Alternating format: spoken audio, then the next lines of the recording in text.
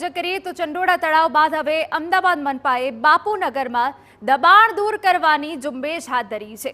બાપુનગર વિસ્તારના અકબરનગર, છાપરા, લાલ બહાદુર શાસ્ત્રી તળાવ અને રખિયાલમાં પોલીસે બંદોબસ્ત સાથે ગેરકાયદે બાંધકામ જમીનદોસ્ત કર્યા। કુલ 450 જેટલા ગેરકાયદે બાંધકામ જમીનદોસ્ત કરાયા।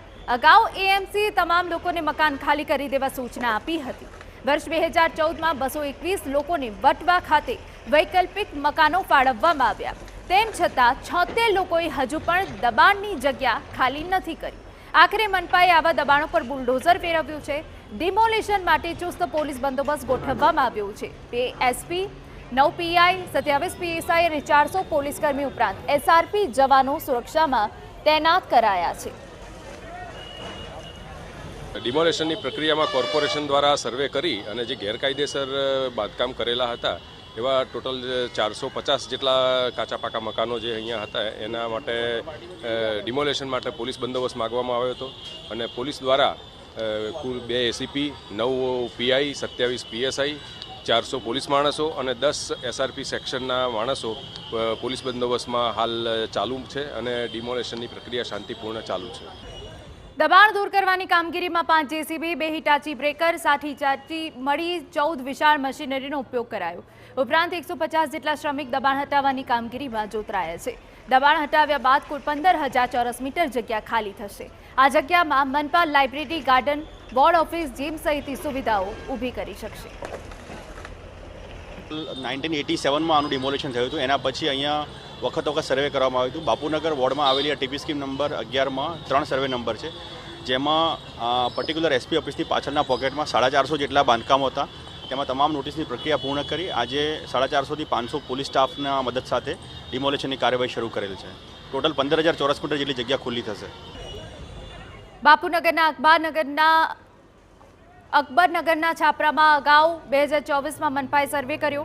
આ વિસ્તારમાં અગાઉ ગુનેગારોના મકાન જમીનદોસ્ત કરાયા। હવે તમામ દબાણો દૂર કરવામાં આવી રહ્યા છે। છાપરાઓ દૂર કરવામાં આવ્યા છે ત્યારે કુલ 15,000 ચોરસ મીટર જગ્યા ખુલ્લી કરવામાં આવી છે।